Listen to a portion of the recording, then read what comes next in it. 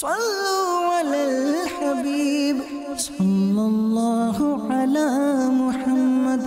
صلی اللہ علیہ وسلم۔ سیدی غوث اعظم علیہ رحمت اللہ الاکرم فرماتے ہیں کہ میں 9 عمر تھا، عرفہ کا دن 9 ذوالحجہ، بستی کے باہر نکلا اور ایک گائے کے پیچھے چل دیا۔ گائے نے میری طرف متوجہ ہو کر کہا، عبد القادر تو اس لیے پیدا نہیں کیا گیا۔ میں گھبرا کر گھر آ گیا، مکان کی چھت پر چڑھا تو حجابات یعنی جو پردے تھے آنکھوں کے آگے اٹھا دیے گئے اور میں نے دیکھا کہ حجاج میدان عرفات میں جمع ہیں۔ میرے دل میں علم دین حاصل کرنے کا شوق پیدا ہوا۔ میں نے والدہ ماجدہ سے عرض کیا کہ مجھے اللہ تبارک و تعالیٰ کے سپرد کر دیجئے، جیسے ہم کہتے ہیں نا وقف، اور مجھے اجازت دیجئے کہ میں بغداد جا کر علم دین حاصل کروں اور اولیاء کرام کی زیارت کروں۔ والدہ ماجدہ نے سبب پوچھا تو میں نے وہ سارا واقعہ جو میرے ساتھ ہوا تھا وہ میں نے بیان کر دیا۔ والدہ کی آنکھ کی اشک بار ہو گئی۔ والد کے چھوڑے ہوئے 80 دیناروں میں سے 40 مجھے دے دیے، 40 میرے بھائی کے لیے رکھ دیے اور مجھ سے ہر حال میں سچ بولنے کا عہد لیا اور رخصت کرتے وقت فرمایا، بیٹے جا، میں نے تجھے اللہ تعالیٰ کے سپرد کیا، قیامت سے پہلے میں تیرا چہرہ نہ دیکھ سکوں گی۔ پھر وہ راستے میں ڈاکوؤں والا جو واقعہ تھا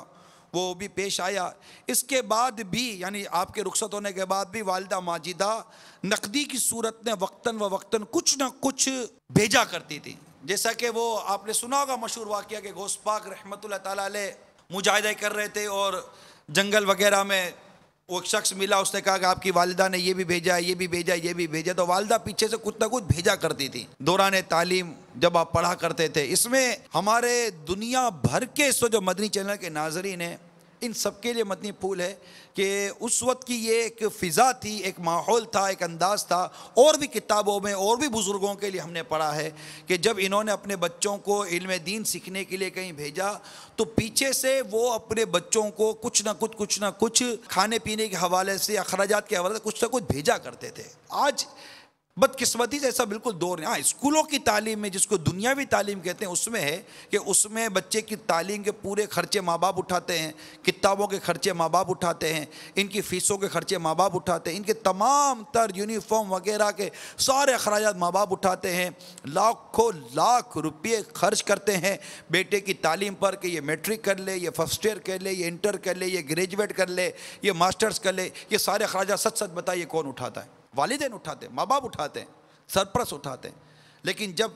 اپنے کسی ایک بچے کو آپ نے اسکول بھیج دیا، اس کا سارا خرچہ اپنے ذمہ لے لیا، ایک بچے کو عالم بنانے کے لیے مدرسے بھیج دیا، اس کا سارا خرچہ مدرسے پر ڈال دیا۔ ٹھیک ہے، عرف ہے، طریقہ کار اس وقت یہ رائج ہے کہ مدرسے کے اندر یہ ساری چیزیں ہو رہی ہیں اور یہ ہوتا چلا آ رہا ہے۔ اس پر کلام نہیں کر رہا میں، تو والدین، سرپرست، گارڈینز جو ہوتے ہیں ان کے لیے عرض کر رہا ہوں کہ جس طرح دنیاوی تعلیم پر ہم اخراجات کرتے ہیں اپنے بچوں کے اوپر، اس طرح اگر آپ اپنے بچے کو دینی تعلیم کے لیے بھیجتے ہیں، اور حقیقت تو یہ ہے کہ سب سے بنیادی چیز تو دینی تعلیم ہے۔ آپ دیکھیے کہ حضور غوث پاک رحمت اللہ تعالیٰ علیہ بچپن ہی سے مدرسے جانے لگے، بچپن ہی سے مدرسے گئے، بچپن ہی سے علم دین حاصل کیا، بچپن ہی سے آپ نے قرآن پاک کی تعلیم بھی حاصل کی، اور 18 برس کی عمر میں آپ نے علم دین سیکھنے کے جذبے کے تحت بغداد کا سفر اختیار فرمایا، راہ خدا میں سفر اختیار کیا علم دین سیکھنے کے لیے۔ اور آپ کی والدہ ماجدہ کی تربیت ہمارے سامنے آئی کہ ماں نے اپنے 18 برس کے نوجوان خوبرو بیٹے کو اللہ کی راہ میں وقف کر دیا، اور یہ کہتے وقف کیا کہ بیٹا جا،